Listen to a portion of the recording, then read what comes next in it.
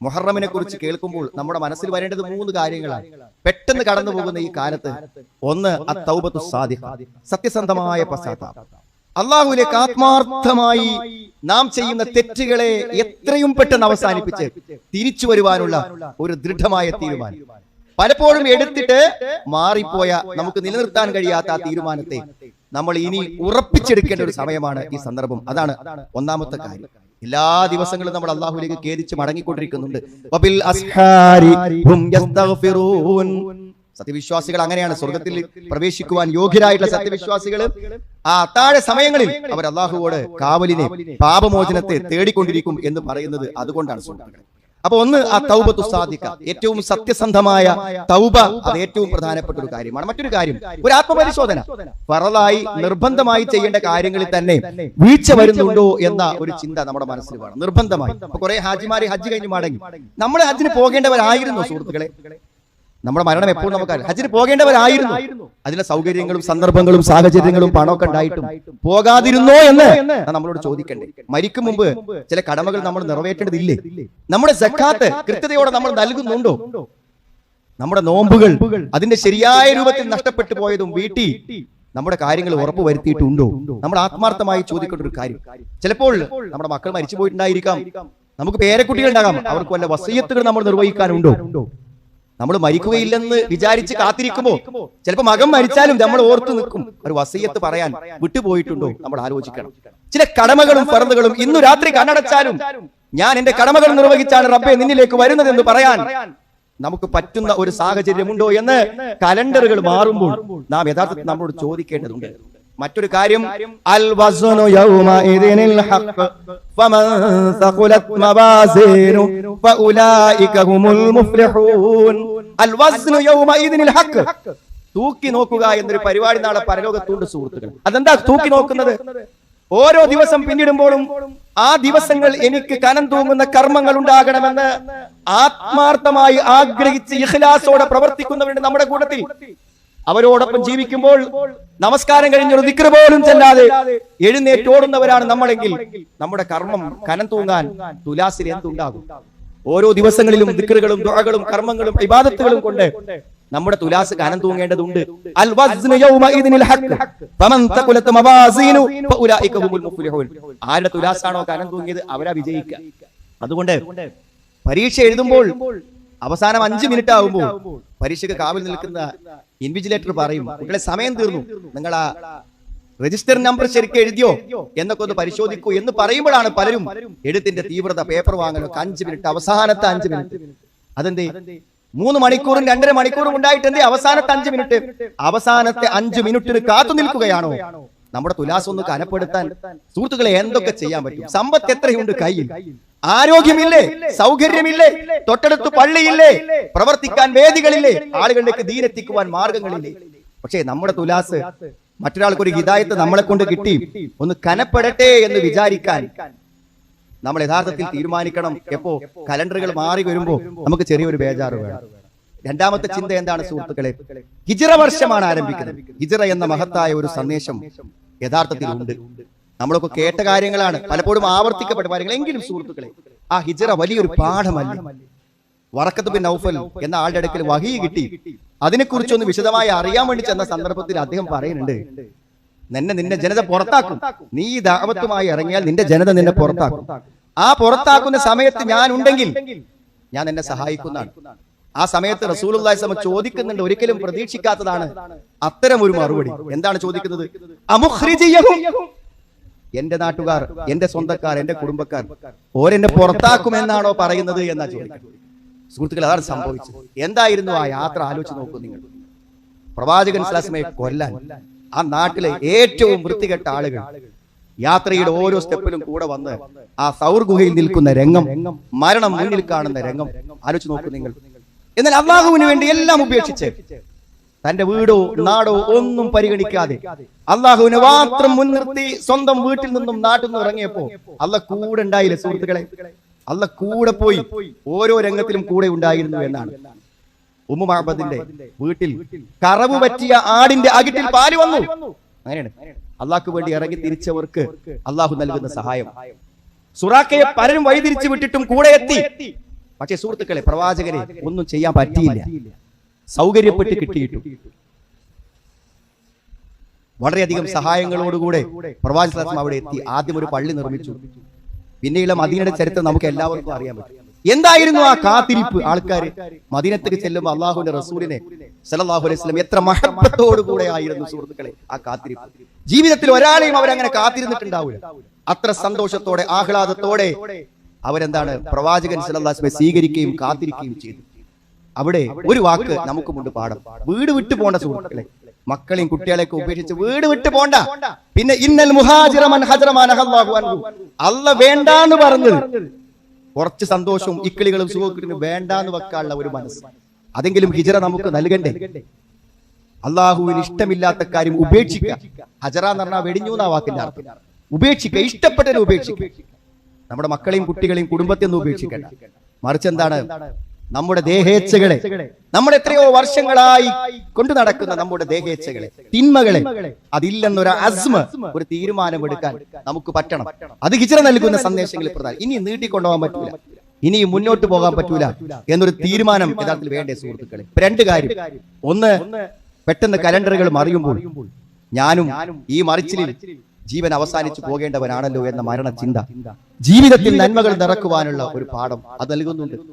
അള്ളാഹുവിന്റെ റസൂലിന്റെ ത്യാഗപൂർണമായ നാട്ടിൽ നിന്നും മദീനയിലേക്കുള്ള യാത്ര ഉപേക്ഷിക്കുവാനുള്ള ഒരു പ്രചോദനം നമുക്ക് നൽകുന്നുണ്ട്. തിന്മകളിൽ നിന്ന് മാറി ജീവിക്കുവാനും ഇസ്ലാമിന് വേണ്ടി ത്യാഗം ചെയ്യുവാനുമുള്ള ഒരു മനസ്സ്. മൂന്നാമത്തെ ഒന്നുമുണ്ട് സുഹൃത്തുക്കളെ. ഖദിമൻ നബി സല്ലല്ലാഹു അലൈഹി വസല്ലം മദീന, നബി മദീനയിൽ വന്നു. ഫറഅൽ യഹൂദ യസൂം, അപ്പൊ ജൂതന്മാര് നോമ്പ് നോൽക്കുന്നതാണ് കണ്ടത്. കാരണം ഈ മാസത്തിലാണല്ലോ വരുന്നത്. ഹിജ്റ എന്ന് പറയുന്നതാണല്ലോ ഈ വർഷത്തിന്റെ ആരംഭം. അതായത് ഉമർ റളിയല്ലാഹുവിന്റെ കാലത്ത് ഇങ്ങനെ പല രാജാക്കന്മാർക്കും കത്തയക്കേണ്ടി വന്നപ്പോൾ ആ കത്തില് ഡേറ്റ് വെക്കുന്ന ഒരു സമ്പ്രദായം അന്നുണ്ടായിരുന്നു. അങ്ങനെ ഒരു ഡേറ്റ് വെക്കാനില്ലാത്തപ്പോഴാണ് ഹിജ്റ കലണ്ടർ മഹാനായ ഖലീഫ ഉൽ ഖത്താബ് റളിയല്ലാഹു അൻഹു കൊണ്ടുവന്നത് എന്നതാണ് ഈ ഹിജ്റ വർഷത്തിന്റെ ആരംഭം. അങ്ങനെ നബി സല്ലല്ലാഹു അലൈഹി വസല്ലം ഈ സമയത്ത് ഹിജ്റ അവിടെ ചെല്ലുന്ന സമയത്ത് അവർ നോമ്പ് നോൽക്കുന്നത് കണ്ടു. എന്ന് യസുമു യൗമ ആശുറ, മുഹറം 10 അന്ന് നോമ്പ് നോൽക്കുന്നത് കണ്ടു. എന്താണ് ഈ നോമ്പ്? കാലോർ പറഞ്ഞു, ഇതൊരു നല്ല ദിവസമാകുന്നു.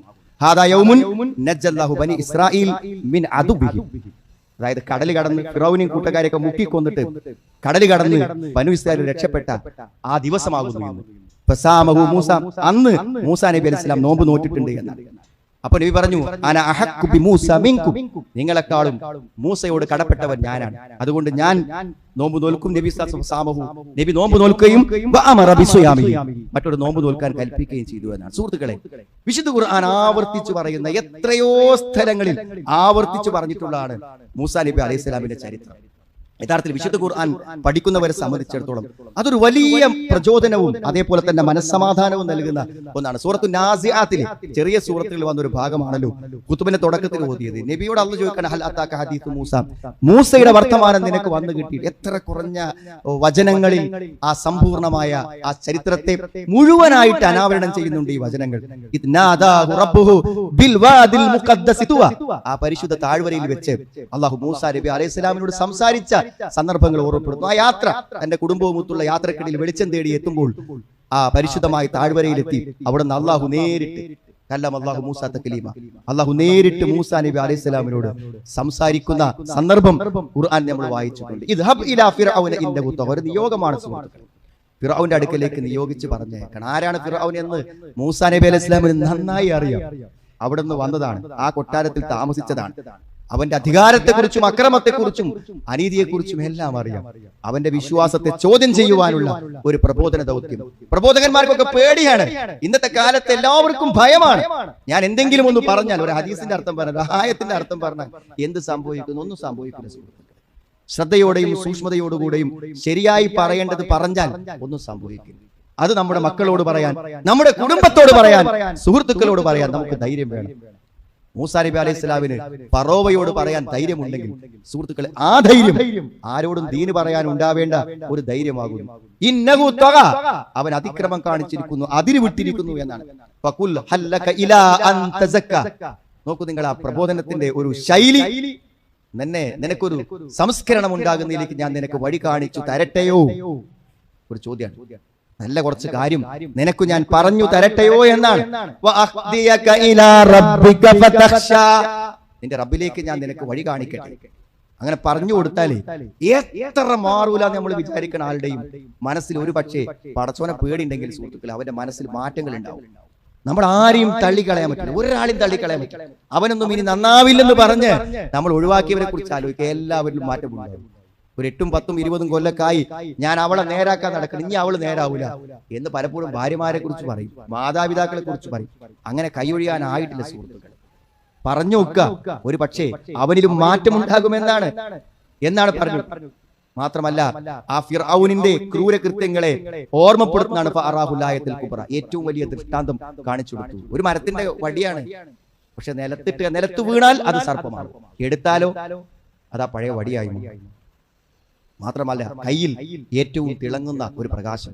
ഇതൊക്കെ അന്നത്തെ സിഹറിന്റെ കാലഘട്ടങ്ങളിൽ ഏറ്റവും അത്ഭുതകരമായ ഈ 2 മുഅ്ജിസത്ത് പ്രവാചകൻ മൂസാ നബി അലൈഹി സ്വലാം കാണിച്ചു കൊടുത്തു. നമുക്കറിയാം ഭയങ്കരമായ മാറ്റങ്ങളാണ് ഉണ്ടായത്.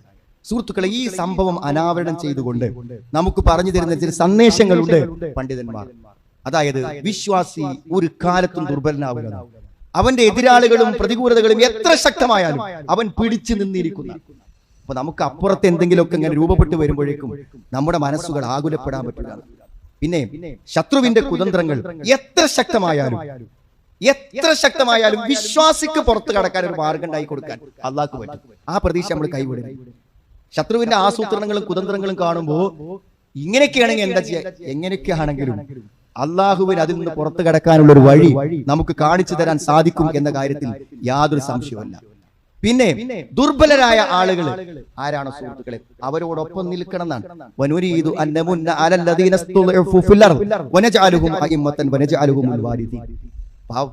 ദുർബലത അനുഭവിക്കുന്ന ആളുകളോടൊപ്പം നിൽക്കണമെന്നൊരു കാര്യം. മാത്രമല്ല ആ വിശ്വാസത്തിന്റെ ശക്തി സുഹൃത്തുക്കളെ ഈ സംഭവം വായിക്കുമ്പോൾ കാണും.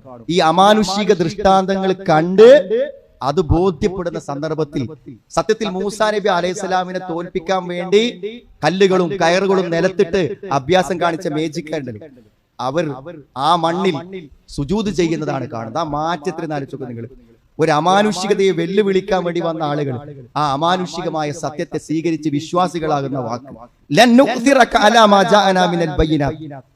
വ്യക്തമായ തെളിവുകൾ ഞങ്ങൾക്ക് കിട്ടി, അത് ഞങ്ങൾ വിടുന്ന പ്രശ്നമല്ല എന്നാണ്. ഞങ്ങളെ സൃഷ്ടിച്ച അള്ളാഹുവിനെ ഞങ്ങൾ ഉപേക്ഷിക്കുന്ന പ്രശ്നമല്ല. അതുകൊണ്ട് നിനക്കെന്തും ഞങ്ങളുടെ മേൽ വിധിക്കാം. ഇഹലോകത്തിലെ നിനക്ക് വിധി. ആ ധീരത സുഹൃത്തുക്കളെ ബോധ്യപ്പെട്ടവന്റെ ഒരു ധൈര്യമാണ്. ദീന് ശരിയാന്ന് ബോധ്യപ്പെട്ടവന് ശത്രുവിനെ കുറിച്ച് യാതൊരു പേടിയില്ല. നമ്മളത് സത്യമാണെങ്കിൽ ആ സത്യം നമ്മൾ സ്വീകരിച്ചെന്ന് ഉറപ്പുണ്ടെങ്കിൽ പിന്നെ മരണമല്ലേ സുഹൃത്തുക്കളെ? മരണം സ്വർഗത്തിലേക്കുള്ള വഴിയാണ്. മരിക്കാതെ സ്വർഗത്തിൽ പോകില്ലല്ലോ. പിന്നെ മറ്റൊന്ന് പണ്ഡിതന്മാർ പറഞ്ഞ് ക്ഷമയോടെ കാത്തിരുന്നാൽ അതിനൊരു നല്ല പരിസമാപ്തി ഇല്ലാതിരിക്കില്ല. ക്ഷമയോടെ കാത്തിരുന്നാൽ എത്ര സഹിച്ചത്, എത്രയാ അനുഭവിച്ചത്. അവസാനം നാട്ടിന്ന് ന്യൂനപക്ഷം എന്ന് പറഞ്ഞ് നാട്ടുകാരൊക്കെ പാടെ കൂടി ആട്ടി ഓടിച്ച് കടലിന്റെ അടുക്കൽ എത്തുന്നത് വരെ എന്തൊക്കെ അനുഭവിച്ചു. പക്ഷെ അവിടെ വെച്ച് ആ പര്യവസാനം എത്ര അനുകൂലമായിരിക്കുന്നു നിങ്ങൾ ആലോചിച്ച് നോക്കൂ. നിങ്ങൾ മനസ്സിലായി? അസത്യം ഒരു പക്ഷേ വൈക്കോല് കത്തുന്നമാരിങ്ങനെ എന്ത് നിറങ്ങള് ഏറ്റവും മികച്ചു വരും. പക്ഷെ വൈക്കോല് കത്തിയാൽ എന്താണ്ടാകുക? ചില ആളില് കുറച്ച് സമയം പിന്നെ അണഞ്ഞു പോവുക ചെയ്യും. അസത്യത്തിന്റെ രംഗപ്രവേശനം അതിന്റെ പ്രജ്വലമായ അവസ്ഥക്ക് കുറഞ്ഞ സമയം. സത്യം നിത്യമായി ശേഷിക്കുമെന്ന വലിയ ആശയം. എന്തെല്ലാം ഗുണപാഠങ്ങളുണ്ട് സുഹൃത്തുക്കളെ മൂസാ നബി അലൈഹി സ്വലാമിന്റെയും ഫിർഔന്റെയും ആ സന്ദർഭങ്ങളിൽ. മാത്രമല്ല അല്ലാഹു ജയിക്കും. വല്ലാഹു ഗാലിബുൻ അലാ അംരിഹി വലകിൻ അക്സറന്നാസി ലാ യഅലം. അല്ലാഹു ജയിക്കും. അതുകൊണ്ട് സത്യത്തിനെതിരെ പ്രവർത്തിക്കുന്ന ഇസ്ലാമിനെതിരെ വരുന്ന ശത്രുക്കളെ കുറിച്ച് പേടിച്ചുറക്കം കിട്ടാത്തൊരവസ്ഥ എന്തിന്? നാം നമ്മുടെ ജീവിതത്തെ അള്ളാഹുവിലേക്ക് തിരിച്ചു നൽകുന്നുവെങ്കിൽ, അള്ളാഹുവിലേക്ക് മടങ്ങുന്നുവെങ്കിൽ നിർഭയത്വത്തോടുകൂടെ ജീവിക്കാൻ കഴിയുമെന്നതാണ് മൂസാ നബി അലൈഹി സ്വലാമിന്റെ ചരിത്രം നമ്മളെ പഠിപ്പിക്കുന്നത്.